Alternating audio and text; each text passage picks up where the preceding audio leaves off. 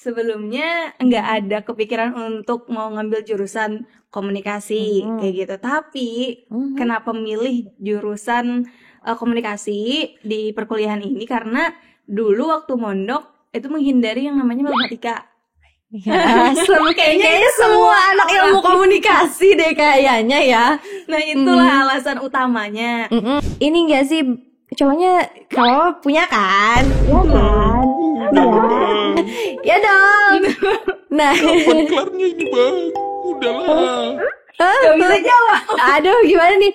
Jadi kalau kamu mau ngelarang aku, kamu tuh harus sampaikan dulu alasannya kenapa kamu ngelarang aku kayak gitu. Karena ini adalah kesenangan aku. Karena aku kan kalau aku milih ini berarti aku senang kan dengan itu. Iya. Nah, jadi aku berusaha untuk menyampaikan juga alasan kenapa aku memilih ini, bla bla bla bla bla. Alasan kamu melarang aku apa kayak gitu.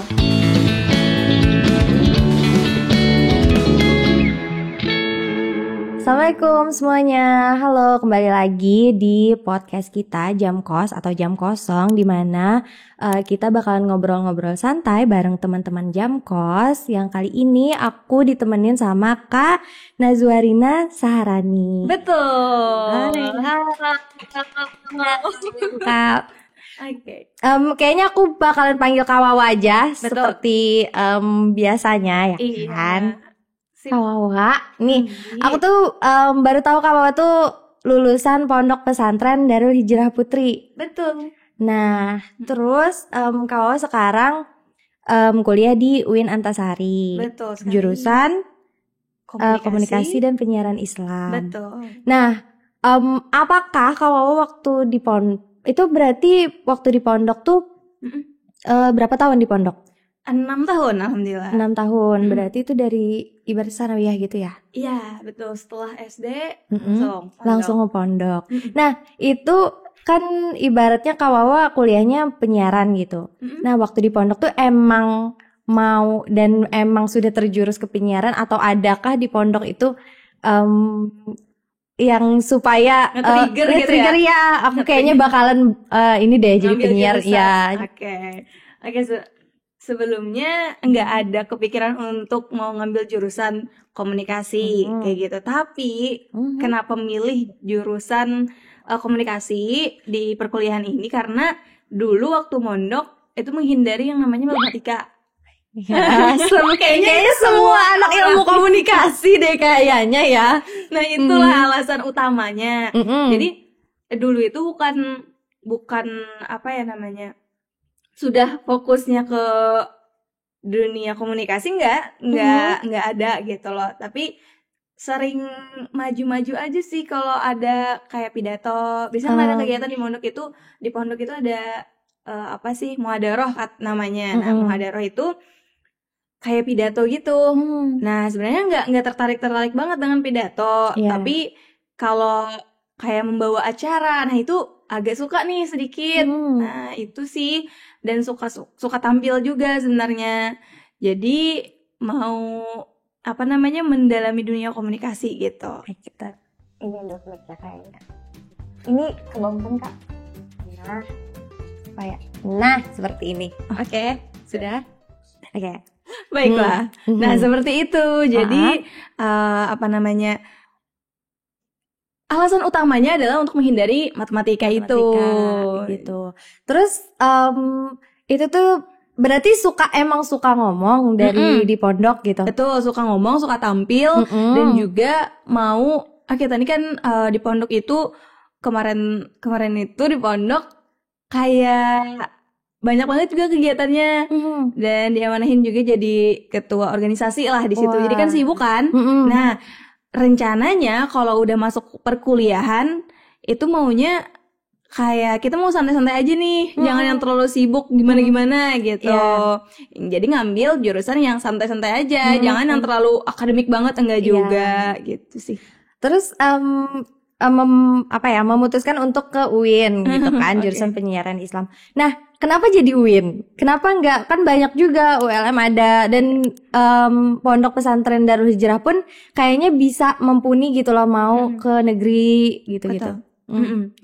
Kenapa jadi memilih UIN Antasari? Itu karena sebenarnya mau menjaga apa ya?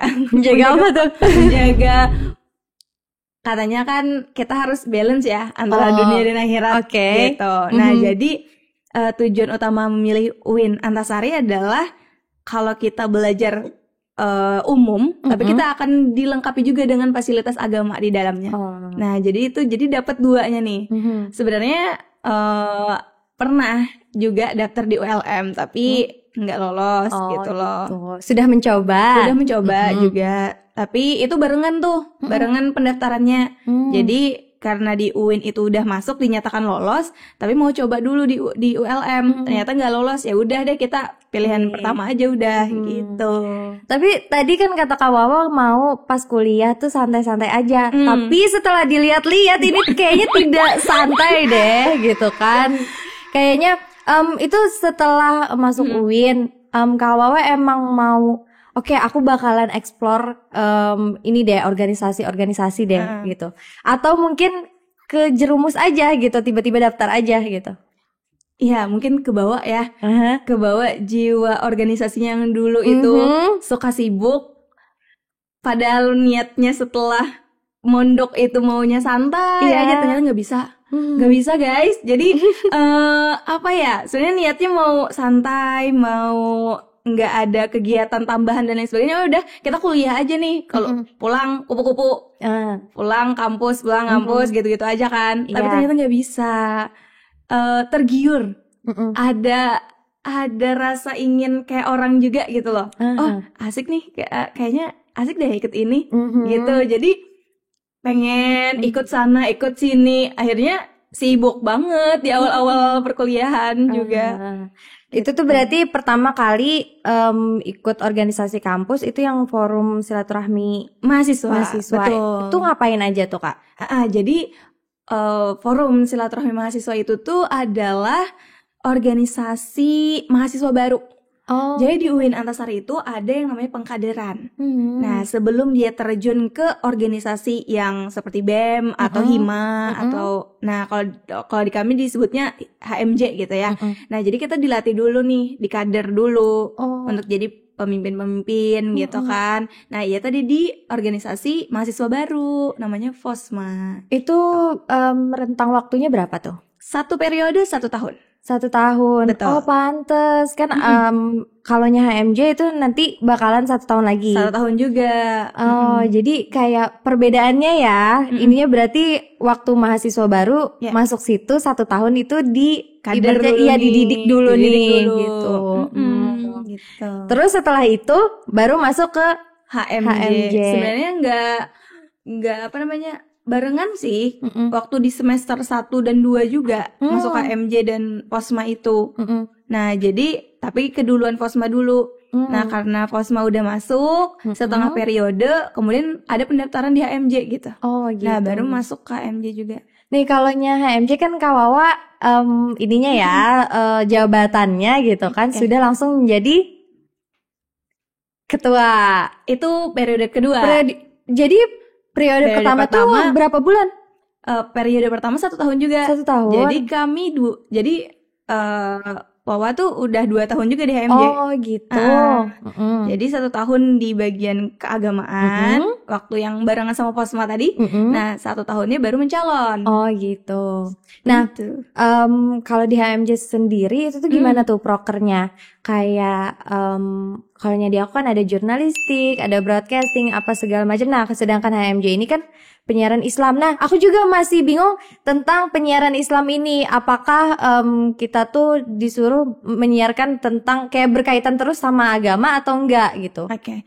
Nah, jadi kalau untuk jurusan komunikasi dan penyiaran Islam itu jatuhnya lebih ke dakwah. Nah, di fakultas ini lebih membahas tentang jurusan ya. Iya.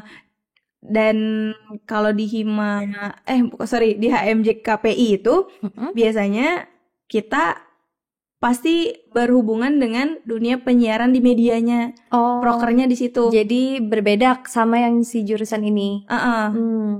Kurang lebih sama aja sih kayak gitu. Jadi kan di fakultas dakwah ya namanya di UIN itu Fakultas Dakwah dan Ilmu Komunikasi. Nah di situ ada beberapa jurusan. Salah satunya adalah jurusan Komunikasi dan Penyiaran Islam. Dan di jurusan ini itu fokusnya ke lebih bagaimana dakwah itu disebarkan melalui media.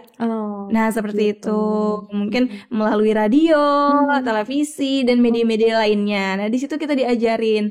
Dan di situ juga HMJ KPI juga hadir gitu untuk membantu mahasiswa-mahasiswa KPI-nya untuk belajar bagaimana sih mendalami dengan dunia perdakwahan itu.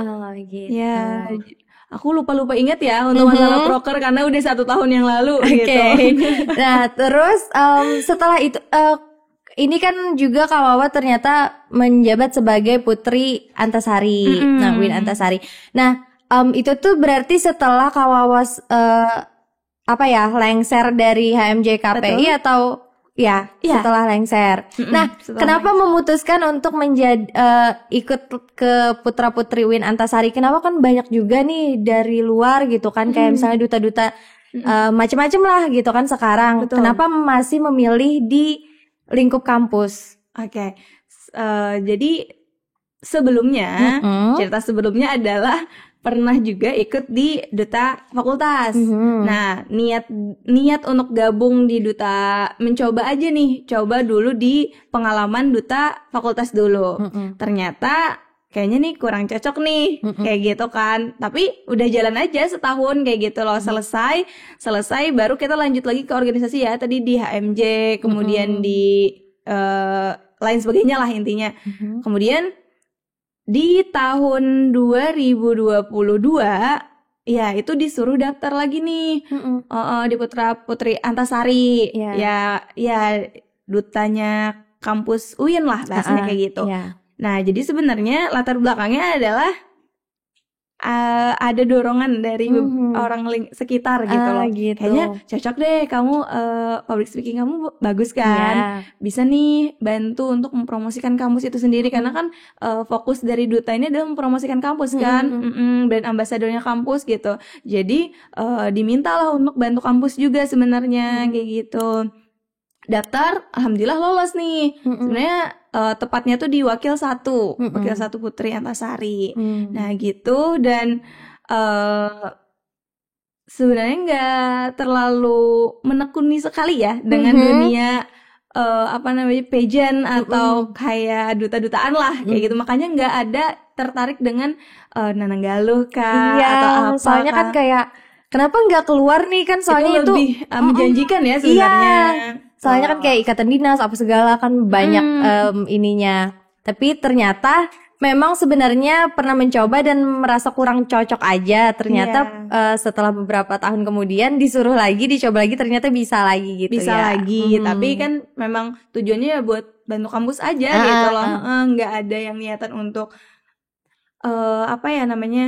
men-show atau mensoroti bahwa seorang Mazerina adalah seorang duta gitu, enggak kayak gitu. Nah, jadi enggak men-show up banget tentang perdutaan itu. Jadi pure membantu kampus aja ya. Iya, bantu gitu aja. Nah, terus aku juga lihat Kak Wawa ini jadi broadcaster di radio kampus. Betul. Di Rafada UIN ya. Iya. Nah, itu tuh gimana tuh juga apakah waktu kapan Kak Wawa itu join di situ? Oke. Jadi untuk radio Fakultas Dakwah itu udah berdiri lama banget ya. Dan itu satu-satunya radio di UIN juga, dan mulai masuk ke pengelola dari Rafada itu mulai semester kalau nggak salah nih ya, semester 2. Maba banget. Nah, jadi di Rafada itu sistemnya adalah ada intern, ada magangnya gitu. Tapi bukan magang di magang kewajiban enggak. Tapi memang siapa yang mau nih, khusus untuk mahasiswa Fakultas Dakwah yang mau mempelajari tentang dunia broadcaster, bisa nih, ini ada wadahnya. Nah, kalaunya ini itu tadi berarti umum ya kan, asal Fakultas Dakwah bisa jadi broadcaster di situ, bisa masuk ke radio itu. Betul. Gitu. Nah, kalaunya mungkin di sana jadi broadcaster, biasanya apa nih, bahas apa? banyak sih. Kita biasanya ngundang-undang beberapa tamu juga, tapi yang pastinya lingkungan kampus, lingkungan. Kalau keluar pun biasanya ada program yang khusus datangin dari luar, gitu, kayak dosen dari ULMK atau misalkan punya pembisnis siapakah yang biasanya. Berarti bebas. Dibebaskan. Ada program khusus untuk yang mendatangkan tamu bebas dari luar. Gitu. Biasanya narasumber yang sulit di ini siapa Kak? Kayak ini kan aku sebagai podcaster juga nih gitu kan, pasti ada nih Kakak Wawa juga broadcaster gitu kan, yang mungkin menghubungi narasumbernya atau mungkin narasumbernya sulit dihubungi atau mungkin sulit berbicaranya dengan narasumber, itu ada nggak suka dukanya tentang itu? Suka dukanya sih lebih ke pastinya orang eksternal kita ya, orang eksternal kampus kayak. Tapi sejauh ini lebih ke dosen ya, karena kita menyesuaikan pembawaan dosen dengan kita kan. Untuk pengurus di Rapada kan semuanya mahasiswa ya, nggak ada yang dosen atau gimana gitu. Jadi semuanya semua dari mahasiswa. Jadi di awal-awal sih yang lebih agak kagok gitu loh, ngadepin nih orangnya bukan main-main nih gitu. Jadi jangan sampai salah kata nih gitu loh. Jadi itu sih tantangannya buat kita ngobrol. Padahal kan ngobrolnya santai aja sih gitu, tapi kayak aduh gimana ya gitu. Nah, pembawaannya. Kalau kau sendiri kayak itu di mana tadi di Rapada itu emang ada kayak misalnya jadi broadcaster, terus yang lobbynya beda atau mungkin kawan sendiri yang lobby?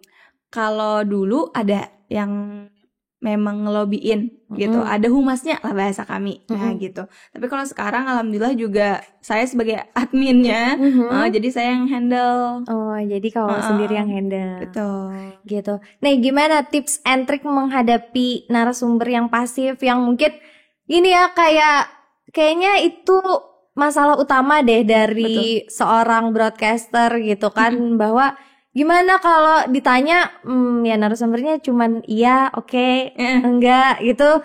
Nah, gimana tuh caranya? Atau mungkin diapain nih narasumbernya gitu, apain nih gitu. Oke, sering sekali terjadi, apalagi nih ya, walaupun narasumber kita nih kan orang-orang yang berpengetahuan, punya jabatan misalkan.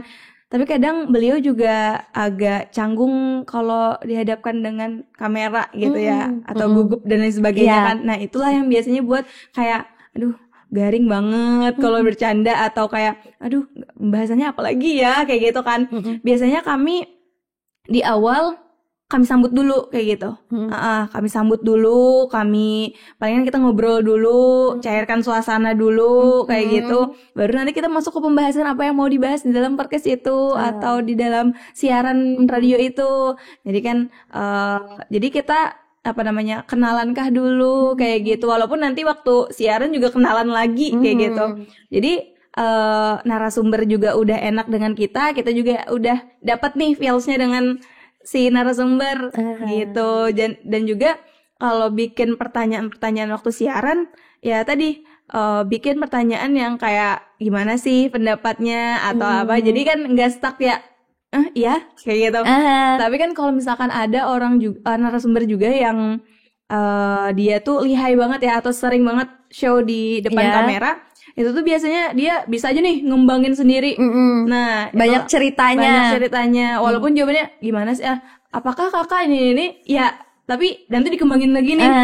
Jadi gini loh, jadi bla bla bla. Nah, kayak gitu. Jadi tergantung narasumbernya. Kalau narasumbernya agak pasif ataupun narasumbernya kayak pertama kali tampil di kamera, ya kita ajarin aja dulu pelan-pelan di awal. Nanti bapaknya jawabnya ini ya, nanti kakaknya jawabnya ini ya. Gitu. Diajarin pelan-pelan. Menurut bapak, misalkan menurut bapak nih gimana sih bla bla bla bla.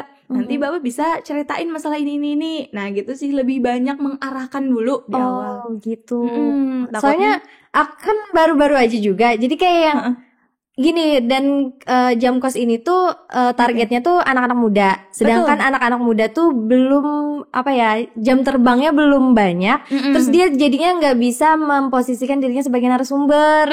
Jadi kadang tuh kayak aku bingung aku mau cerita apa katanya. Padahal sebelum-sebelumnya kayak yang banyak ceritanya nih padahal gitu. Jadi ternyata diarahkan dulu pendekatan juga. Betul, pendekatan diarahkan pelan-pelan dan kita nggak bakalan sangat berhati-hati sekali kalau ngomong pertama kali dengan narasumber kayak gitu. Takutnya nanti tersinggung dan lain sebagainya kan. Nah, jadi pelan-pelan lah sesuai dengan kenyamanan sih sebenarnya. Maunya nyamannya gimana, narasumber ngomongnya gimana. Tinggal kita menyesuaikan. Kalau misalkan narasumbernya juga kadang nih ya, kalau jawaban narasumber juga ya enggak, udah kayak gitu, kita berarti ngembangin kayak gitu. Nah, gitu sih. Ya, gitu. Kalau kejadian lucu ada nggak sih Kak, kayak misalnya apa gitu yang terjadi, entah itu dari diri Kakak sendiri atau mungkin narasumbernya yang gimana gitu.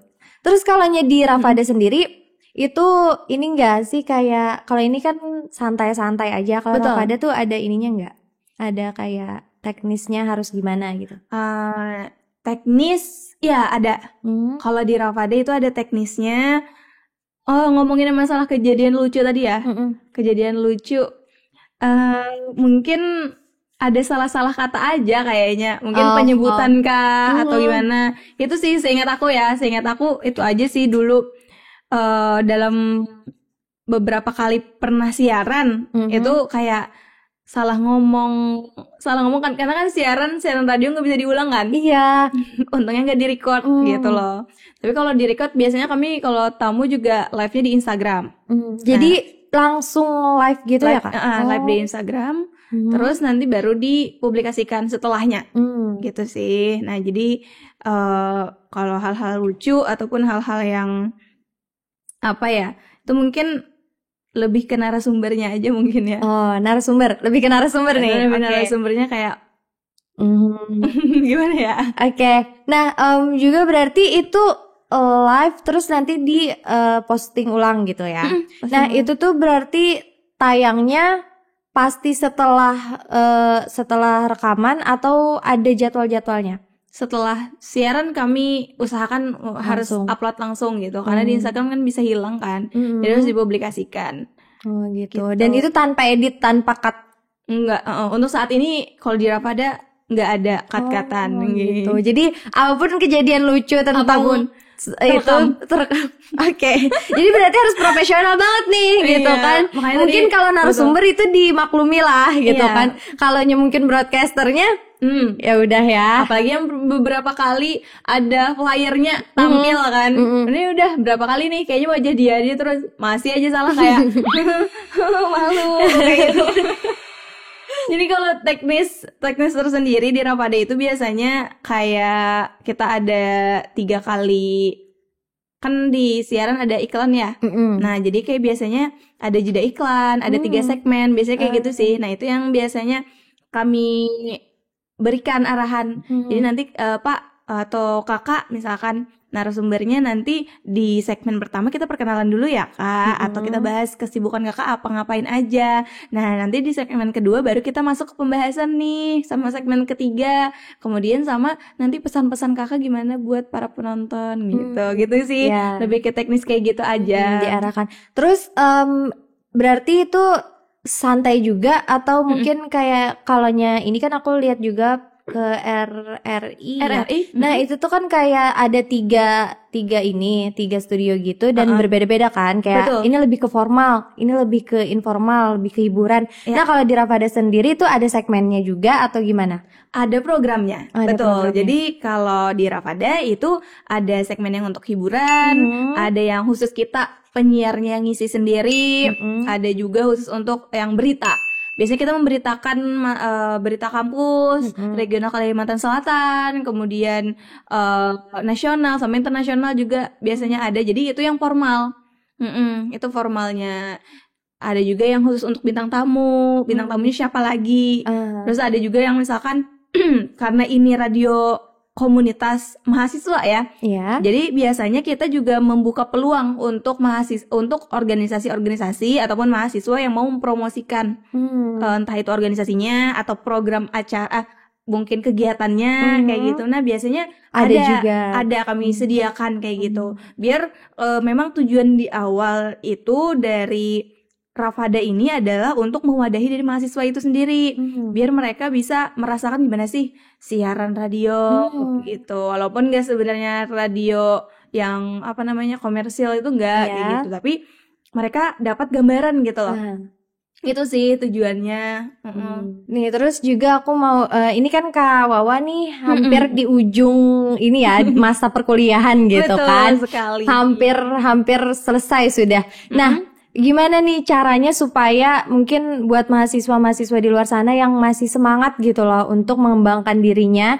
Bagi kan Kak Wawa nih sudah dari awal gitu kan, dari maba banget nih sudah ikut itu dan mencoba dan menjadi Kak Wawa yang sekarang. Dan aku waktu pertama kali lihat Kak Wawa kan kita pernah podcast juga bareng di Himakom gitu kan, di kampus ini. Itu kayak yang Kak Wawa nih public speakingnya aku mau deh seperti itu gitu kan. Nah gimana tuh Kak Wawa, apakah ada motivasi Kak Wawa supaya jadinya semangat gitu sampai sekarang? Iya betul. Apa tuh? Jadi apa tuh? Tanamkanlah dalam diri kalian itu rasa penasaran dengan hal-hal baik gitu. Tanamkan dulu. Yang pertama harus, sebenarnya kadang sebagian orang juga menganggap kepoan itu adalah hal yang buruk ya. Karena kan kita kepo ini mau cari tahu nanti malah gimana. Tapi tergantung kita sih mau kepoin sesuatu apa. Jadi biar kita tuh tetap semangat, itu adalah menargetkan sesuatu juga. Nah dulu dari awal masuk kampus itu sebenarnya cita-cita adalah gimana nih biar organisasi tetap jalan, akademik kita juga jalan, sampai nanti akhir pokoknya. Nah itu kita lakuin dengan cara bagi waktu pastinya.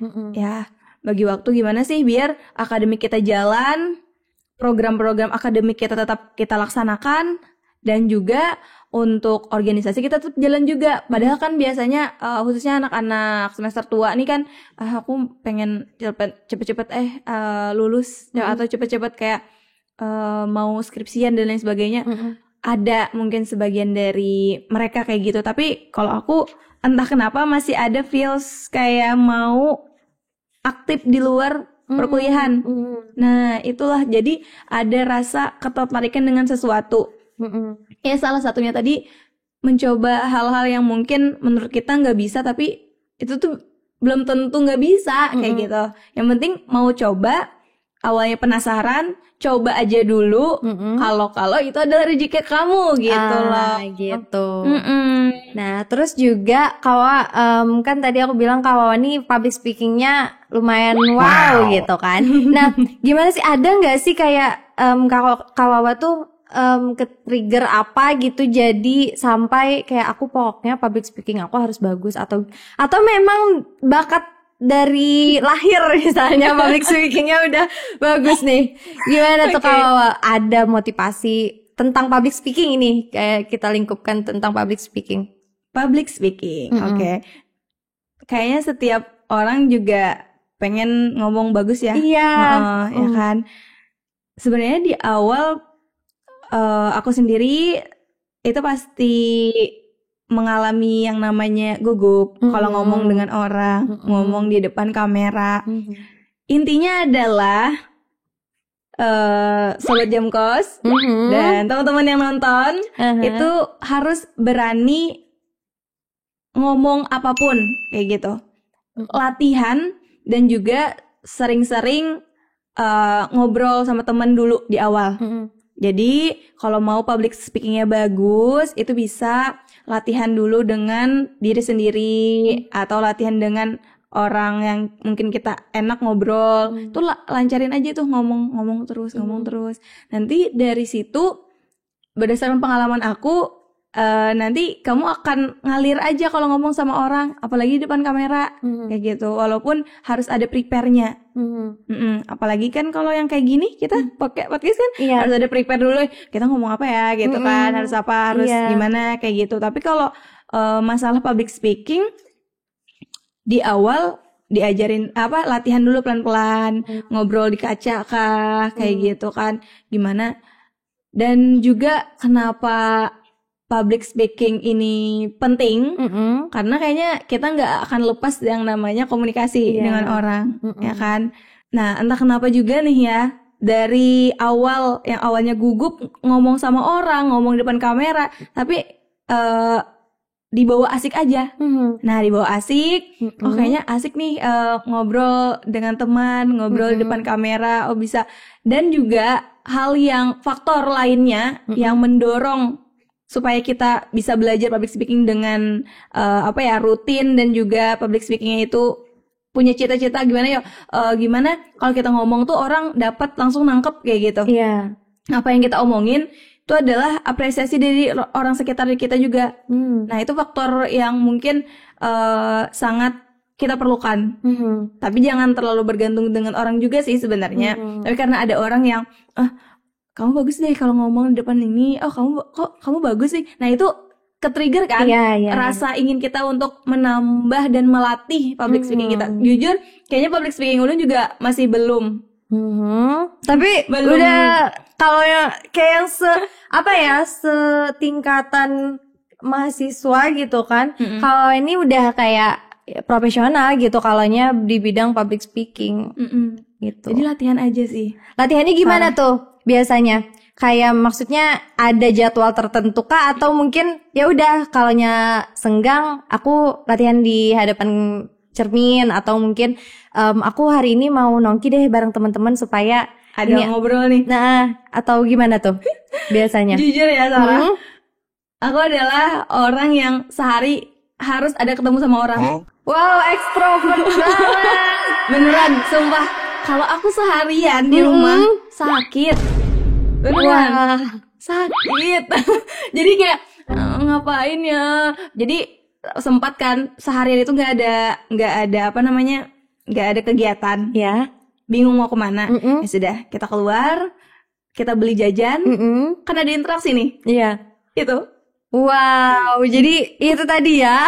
Entah kenapa juga kalau jajan atau kayak kita sengaja untuk komunikasi dengan orang itu malah kita banyak ceritanya kayak gitu. Nah, kayak misalkan kita jajan kan, Paman beli ini dong, Paman ini dari apa gerak Paman? Ini ya yang ujung-ujungnya ini rahasia dapur Paman kebongkar gara-gara ini ngajak ngomong. Betul, jadi sehari itu harus ada ketemu orang biar ada interaksi. Oh, entah jadi itu dorongan dalam diri. Berarti mungkin dari situ ya, mungkin kayak gitu. Nah, jadi latihan terus ngomong, padahal ngomongnya nggak penting kayak gitu. Nah, tapi entah kenapa mungkin gara-gara itu juga faktornya sehari harus ada ketemu orang dan harus ada komunikasi. Walaupun enggak, berarti telepon nih. Biasanya telepon orang tua sih, karena kan merantau. Nah, jadi sehari harus ada ngomong. Nah, itu kan berarti pondok ini kan asrama loh. Betul. Nah, pas SD berarti kan sama orang tua tuh masih. Orang tua emang suka ngomong atau mungkin emang kawawnya aja sendiri yang suka ngomong gitu, atau mungkin itu arahan dari orang tua, kayak orang tua mengajak kawawa untuk ngomongnya banyak gitu. Iya. Jujur ya, Wawa sendiri adalah orang yang keluar dari lingkungan. Karena mama dan papa itu adalah orang kesehatan. Dan dan Wawa ngambil dunia sosial. Banyak orang bertanya-tanya kenapa milih nggak jadi perawat. Biasanya jadi kesehatan bidan, tuh kayak tujuh turunan. Iya, itu enggak tertarik sama sekali. Bukan takut darah ya. Tapi memang enggak, malas udah terlalu banyak di lingkungan saya, di lingkungannya Wawa itu dunia kesehatan, terus nggak pengen aja, pengen beda. Tapi nggak apa-apa, keluarga support aja. Nggak apa-apa, dan beliau pun bukan orang yang suka ngomong, enggak, tapi memang diajarin untuk berani berbicara aja di awal itu. Biasanya kan ditanya kayak oh maunya apa? Mau nanti cita-citanya apa? Jadi dokter dulu. Dokter tuh kalaunya anak-anak kecil tuh dokter udah yang kayak nomor 1 gitu ya. Jadi nanti disampaikan ya, nanti kalau di sekolah bla bla bla bla nanti ngomong nih nanti mau cita-citanya apa, kayak gitu-gitu sih, nge-trigger anaknya biar biar mau ngomong itu dengan yang hal yang dia sukai aja. Biasanya orang tua kayak gitu, orang tua aku khususnya ya. Jadi nanti kalau misalkan ditanya atau ada pertanyaan di sekolah, nanti jawab aja, salah benarnya itu nggak usah dipikirin. Yang penting ngomong aja kayak gitu. Nah mungkin dari situ ya, dan anaknya juga suka ngomong.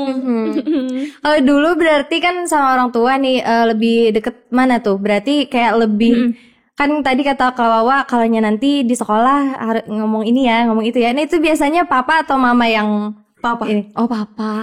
Wah sangat ini ya. Aku kira mama loh. Soalnya biasanya mama yang ini. Enggak. Jadi lebih dekat dengan papa. Kalau apa-apa papa. Apa-apa papa. Sampai sekarang kayak telepon tadi papa ke papa. Wah hebat sekali. Iya. Tapi setelah memilih jurusan komunikasi gitu kan, melenceng nih daripada keluarga, tuh Kak Wawa merasa worth it gak sih sampai yang sekarang nih? Kayak harusnya aku kayaknya salah deh gitu, atau mungkin alhamdulillah aku kepilih, aku memilih jurusan ini yang tepat gitu ya. Alhamdulillah sangat-sangat tepat karena dari belajar di jurusan komunikasi dapat benefitnya juga. Dan mungkin dari situ juga ya, ini ada tambahan tips juga untuk Sobat Jamkos yang mungkin mau melatih public speakingnya, selain melatih dengan diri sendiri, bisa ikut pelatihan-pelatihan. Nah dari situ banyak nih dapat relasi kan. Kakaknya dari mana? Oh aku dari ini, dapat kan, kita dapat relasi. Terus dapat relasi dari narasumber juga. Barangkali kan biasanya aku pernah ikut 2 kali pelatihan MC.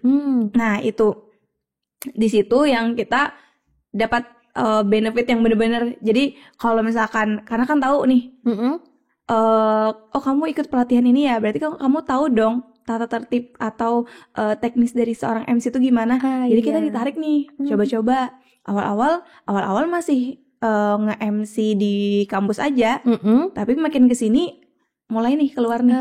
Nah disitulah merasa kayak tepat nih. Oke, tepat nih. Dan sekarang tuh gampang banget kalaunya kayak mencari uang gitu kan. Kalaunya kita bisa, kadang orang melihat sekali oke gitu kan, kayak yang MC apa segala, banyak MC yang terkenal kan sekarang. Betul. Cuman pekerjaannya cuman MC gitu dan dia sukses gitu. Nah, kalau juga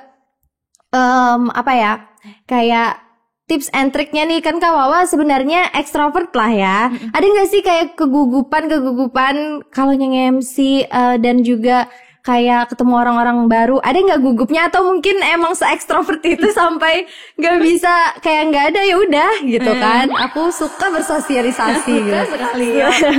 Ada. Oh ada. Pasti ada. Apalagi orang-orang yang punya jabatan tinggi, terus mungkin beda suku, beda agama dan lain sebagainya, kan kita sering ketemu kan. Nah, jadi itu jadi tantangan juga sih sebenarnya. Jadi anggap sesuatu itu hal yang positif aja dari awal. Jadi cara menghadapi biar kita nggak gugup atau kita nervous dan lain sebagainya, ya tadi kita harus mikir positif dulu, kayak gitu. Jadi jangan sampai ketika kita ketemu orang, jujur kalau nge-MC aja ya, biasanya gugup, siapa nih tamunya? Kan kita masih ngelis kan, tamunya siapa aja pak? Tamunya bla bla bla, bapak ini. Aduh, iya nih udah, kalau salah sebut nih. Nah itu jadi pengalaman. Kemarin entah kenapa juga mencoba untuk eksperimen dengan diri sendiri. Gimana caranya waktu satu event nge-MC yang sama, 2 event ya, 2 event yang sama narasumbernya yang punya jabatan tinggi, dengan bagaimana cara kita memandang di awal.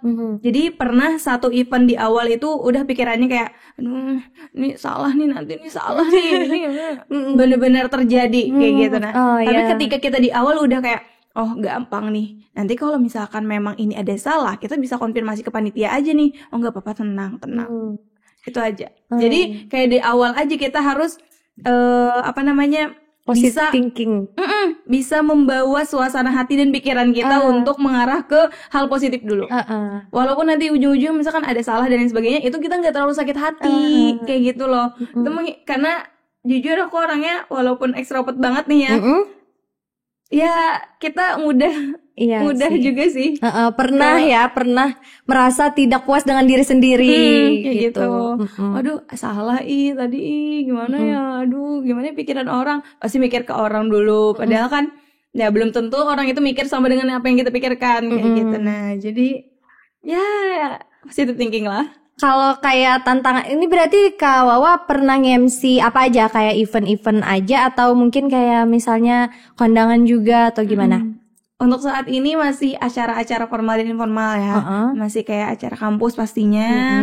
Terus kalau di luar pun masih kayak BIMTEK kayak gitu-gitu aja. Belum berani untuk yang MC wedding ya. Iya, soalnya kan kalau wedding itu kayak bener-bener ini ya. Non-formal. Jadi harus membawa suasana ruangan itu biar happy kan. Karena ya kayak gitu. Tapi jadi, mau belajar sih sebenarnya, tapi masih kalau untuk saat ini masih memahami dulu bagaimana cara seorang MC, karena sepengalaman saat ini adalah masih belajar tentang dunia MC dan protokoler yang secara formal. Tapi kalau untuk yang wedding itu kan ada khusus ya. Bagaimana cara walaupun sama-sama ngomong juga, tapi kan ada tata aturannya kayak gitu. Bisa gimana sih tipsnya biar audiens tuh merasa memperhatikan kita kah, atau biar weddingnya makin seru nih. Terus kalaunya kalaunya kayak disuruh milih gitu kan, informal sama formal, Kak Wawa mungkin memilih apa nih? Formal. Aku lebih ke formal. Kalau informal tuh ngalir aja. Biasanya kalau informal biasanya ada partnernya. Biasanya gitu. Harus ada partnernya. Jadi dia nge-trigger Wawa, Wawa bisa nge-trigger dia kayak gitu. Kalau kesulitan sendiri kayak misalnya ada nggak sih, kan Kak Wawa ini kan juga bukan di kampus aja, tapi juga di kampus pun mungkin ada kayak pergantian jadwal lah atau apa gitu kan, diganti dan segala macam. Itu biasanya kesulitannya yang paling kayak waduh ini sulit gitu loh. Kayak akunya bisa nggak ya gitu, ada nggak sih yang kesulitan apa? Nge-MC ya? Nge-MC. Nge-MC kesulitannya adalah mungkin nggak pernah tahu acara itu bagaimana. Ya maksudnya kayak gini, biasanya kan kita nge-MC kayak yudisium, terus ada acara seminar yang paling seringnya kayak gitu kan. Nah ini ada acara yang belum pernah sama sekali diikutin, kayak misalkan pendatanganan kerjasama lah atau apalah yang itu menghadirkan orang-orang penting di kampus, dan itu biasanya jadi tantangan tersendiri buat Wawa. Gimana cara mengelola kata-kata walaupun jadi tantangannya karena seorang MC itu biasanya disuruh bikin teksnya. Orang nggak bakalan ngasih nih teks baca ya, enggak. Jadi kita dikasih ini rundown. Mungkin ada ya sebagian yang mungkin ini teksnya Kak bisa nanti koreksi aja kalau ada yang salah. Itu alhamdulillah banget loh bagi seorang MC kayak gitu. Tapi kalau memang nggak ada, gimana cara kita buat rangkaian kata-kata yang sesuai dengan rundown atau rangkaian acaranya itu. Nah itu sih tantangan tersendiri yang sangat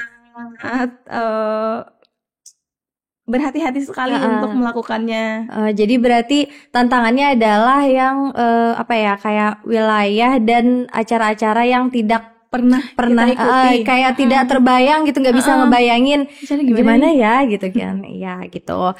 Nah terus juga Kak Wawa ini kan mau lulus gitu. Nah ada nggak sih Kak Wawa yang mungkin kalaunya di Rafada ini berarti kalaunya sudah lulus itu nggak bakalan bisa masuk sini lagi atau bisa? Kalau sudah lulus sebenarnya pilihan masih di pengurusnya, maksudnya mau lanjut atau enggak. Jadi kalau ditanya masih bisa, ya masih bisa.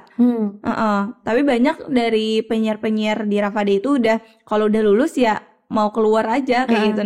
Nah, kalau Kawawa sendiri mau kalau setelah lulus mau tetap di sini atau mungkin mau nge-explore lagi atau mungkin mau ke radio mana lagi atau mungkin keluar kota kah atau gimana ininya mau karirnya gitu. Untuk saat ini rencananya masih ingin memperdalam dulu ya. Dan ini sebagai bentuk tanggung jawab juga karena kan udah lama di Rapada. Jadi dapat amanah nih untuk ngurus Rapada, jadi harus bener-bener dulu. Tapi kalau untuk setelah lulus nanti belum ada kepikiran untuk kemana-kemana kayak gitu. Tapi intinya untuk saat ini mau mengajari, bukan mengajari sih, lebih berbagi pengalaman dulu dengan adik-adik selanjutnya biar mereka bisa mengelola Rapada juga kayak gitu. Jadi nggak ada yang mau ke radio ini enggak sih, tapi pengen ada cita-cita untuk keluar gitu. Kalau disuruh nih memilih lagi MC apa penyiar? Kalau Kawawa sendiri sebenarnya berhubungan aja sih ya dua-duanya. Jadi kayak kalau mungkin di iniin kayak di apa ya, kayak yang bener-bener kamu tuh harus milih gitu kan, misalnya pekerjaan MC atau penyiar. Gak bisa ya, kayaknya gak bisa milih ya. Untuk saat ini penyiar radio atau penyiar apa nih? Penyiar radio sih sebenarnya, cuman gimana ya, kayak lebih kalau sekarang itu maunya mencoba ke dunia presenter sebenarnya. Mau daftar sih, tapi kan kita masih nunggu juga nih karena masih kuliah juga, takutnya kan kurang cocok dengan jadwal di presenter atau program lainnya di luar kayak gitu. Jadi untuk saat ini MC pilihannya kalau dipilihkan dengan penyiar radio. Karena orangnya suka tampil di kamera. Oh gitu ya, karena ekstrovert tadi. Kalau misalkan di radio kan cuma suaranya keluar. Kalau ekspresi kita walaupun dari suara tuh kelihatan juga ekspresi, tapi kayak kurang gitu loh. Jadi kalaunya disuruh MC dan penyiar yang tampil berarti pilih penyiar atau MC? Penyiar. Oh penyiar. Oke, jadi pokoknya harus tampil aja gitu ya. Betul. Tapi masih tetap di public speaking. Iya. Nah terus juga ngomong-ngomong nih Kawawa kan juga tadi udah mau lulus lah. Nah mungkin kalaunya cowok, kita bahas-bahas tentang cowok-cowok ini. Kawawa ini gak sih, cowoknya Kawawa punya kan? Iya kan? Ya dong. Nah, Kapan kelarnya ini bang? Udahlah. Gak bisa jawab. Aduh gimana nih. Nah ada. Oke. Sebenarnya padahal mau mau dibelokkan loh tadi. Kalau kamu nggak mau menjawab tidak apa-apa. Nah mungkin kayak dunia penyiaran itu kita tahu lah gitu kan, dunia apa ya, panggung gitu. Nah kalaunya mungkin orang tua boleh-boleh aja gitu kan, lingkungannya juga kan kita tahu bahwa penyiaran ini macam-macam tuh yang dihadapi. Betul. Gitu. Nah untuk pasangan sendiri, Kawawa setuju nggak sih kayak misalnya pasangan itu harus membebaskan atau mungkin ada batasan-batasan tersendiri gitu? Gimana tuh? Aduh nih tiba-tiba nih gitu ya. Hening, mikir dulu ya, takut salah. Aduh gimana ya? Enggak. Jadi kalau untuk pasangan itu kita lebih suka untuk diatur. Kenapa tuh? Seorang wawas, seorang ekstrovert kayak gitu kan, ternyata suka diatur. Iya, suka sekali. Jadi seperti ini ya, Sobat Jamkos dan juga Sarah dan penonton lainnya.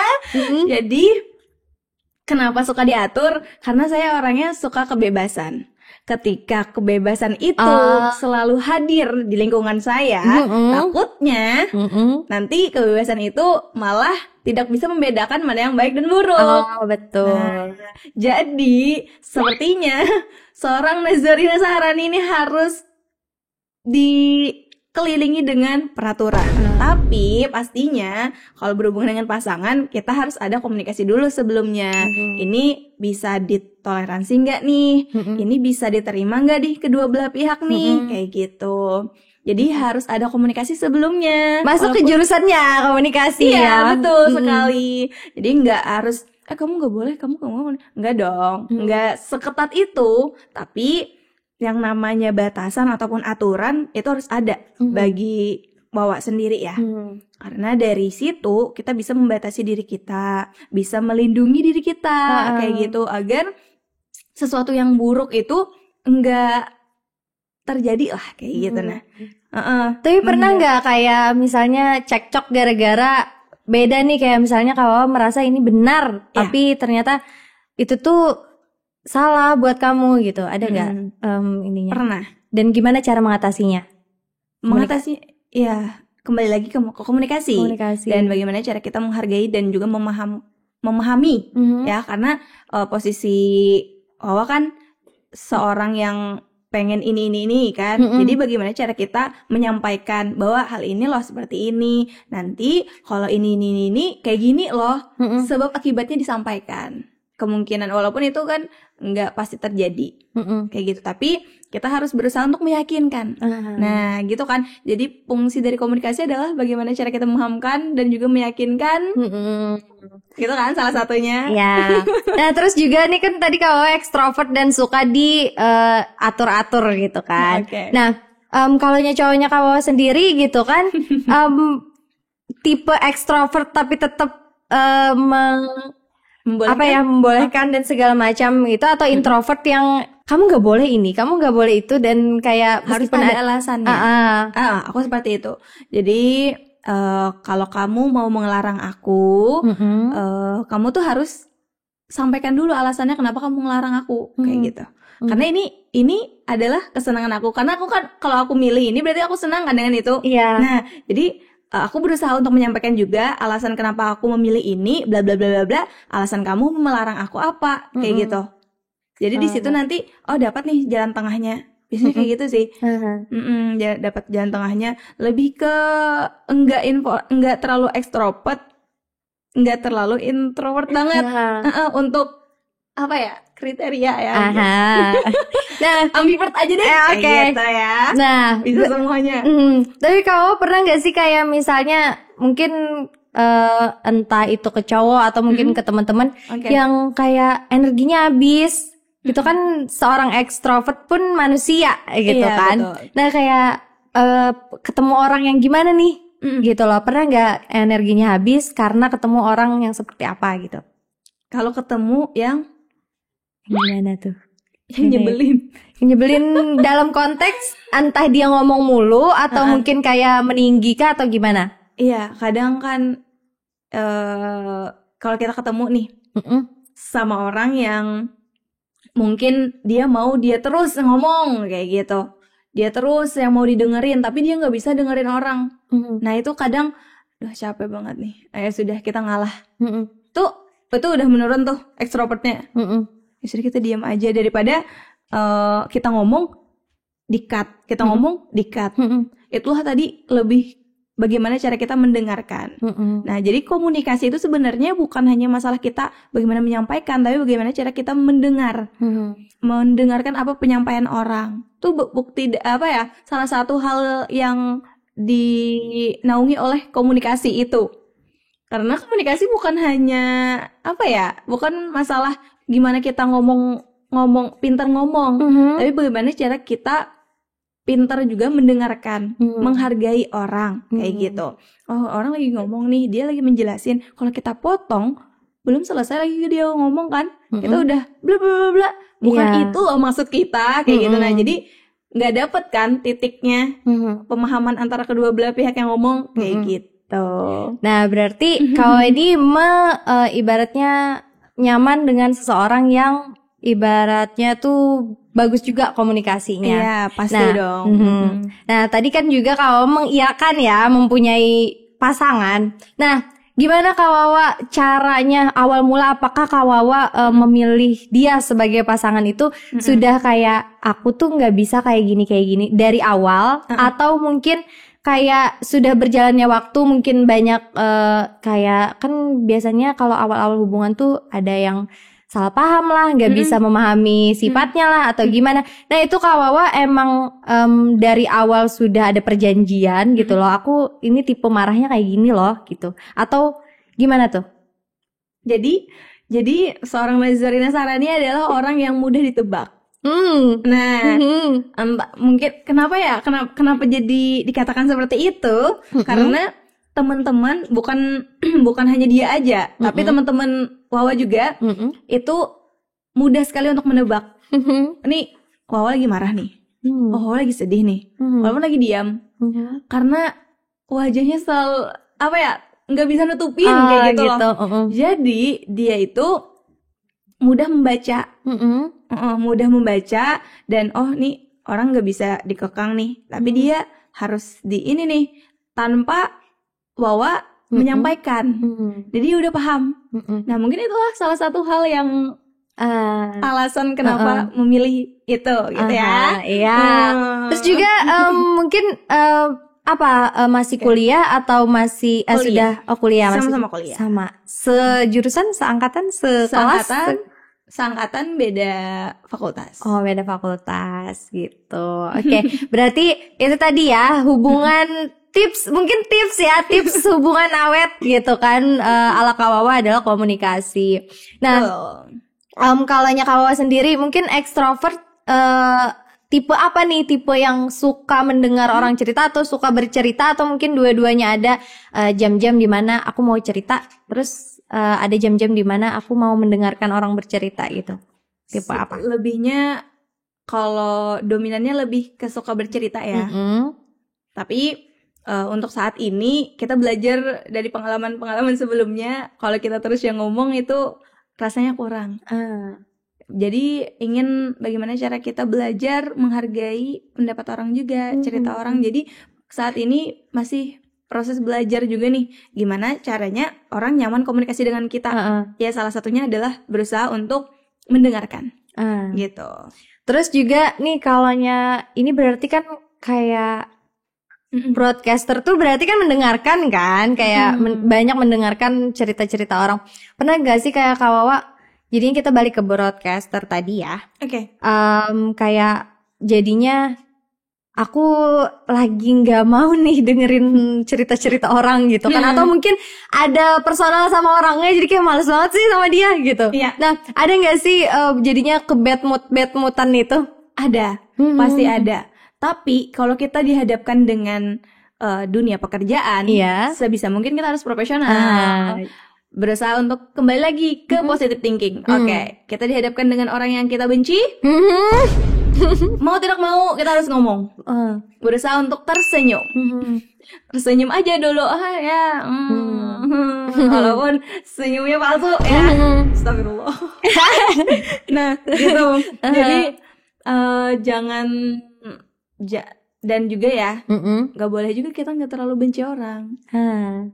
Nggak boleh, jangan membenci orang ya teman-teman. Karena ketika kita benci dengan orang, takutnya kita juga dibenci orang. Kadang kayak gini loh, teman-teman jam kos ya, kita nggak suka dengan ini, jangan sampai kita melakukan ini dengan orang, kayak gitu. Jadi berusaha mungkin lah intinya supaya kita tidak dihadapkan dengan hal yang tidak kita sukai. Jadi kita nggak suka nih dengan orang itu, ya udah cukup nggak suka aja, jangan sampai ke actionnya, jangan sampai ke perilakunya. Contohnya kayak kita ekspresi wajah julid ya, sekarang tuh julid, entah itu julid atau nanti kita marah-marah. Padahal ya karena itu kan mudah mudah ke trigger kalau udah benci banget nih gue. Tapi sabar. Itu berarti jangan sampai membenci orang ya, teman-teman. Jangan melakukan mungkin sesuatu. Kayak perasaan nggak suka itu wajar, tapi jangan sampai kayak mendendam gitu ya. Nah mungkin ini terakhir buat Kak Wawa nih. Mungkin karena sudah hampir lulus juga nih. Iya. Mungkin selain ini ada nggak sih cita-cita yang mungkin mau digapai dan goalsnya Kak Wawa itu apa? Ya, untuk saat ini goals yang mau sekali didapetin adalah sebagai seorang presenter tadi. Tuh presenter yang ini ya, yang show di depan kamera. Karena belum pernah ada pengalaman untuk itu. Walaupun kalau untuk siaran kan biasa aja kayak gitu. Ya udah dah kayak gitu, mau nge-challenge diri yang lebih lagi. Gimana sih cara yang benar-benar profesional yang dihadapkan dengan orang-orang yang paham dengan itu. Lebih jatuhnya ke dunia pekerjaan ya, karena di akhir penghujung perkuliahan ini kita udah harus mikir masa depan. Harus udah mikir gimana nih karir. Gimana sih kita terus berlanjut dengan passion kita. Nah, itu jadi sih masih tetap di dunia siaran ya. Dunia penyiaran. Betul. Oke deh teman-teman. Ini kayaknya kita ada sedikit buat Kak Wawa ya. Terima kasih Kak Wawa hari Terima kasih juga Sarah. Ini ada hadiah sedikit ya, kecil-kecilan buat Kak Wawa. Entar terserah deh di rumah. Gak tahu deh ya. Ini buat Kak Wawa. Oke, yeay. Terima kasih teman Jamkos. Oke, Sarah terima kasih juga udah ngundang aku ya. Terima kasih kembali Kak Wawa. Sampai jumpa kapan-kapan lagi. Iya, oke deh teman-teman. Segitu dulu kalian yang mau mungkin mau narasumbernya siapa lagi langsung aja di komen. Terus juga kalaunya belum subscribe dulu, like juga dan share. Mungkin segitu dulu teman Jamkos kita pada hari ini. Sampai ketemu di podcast selanjutnya. Bye.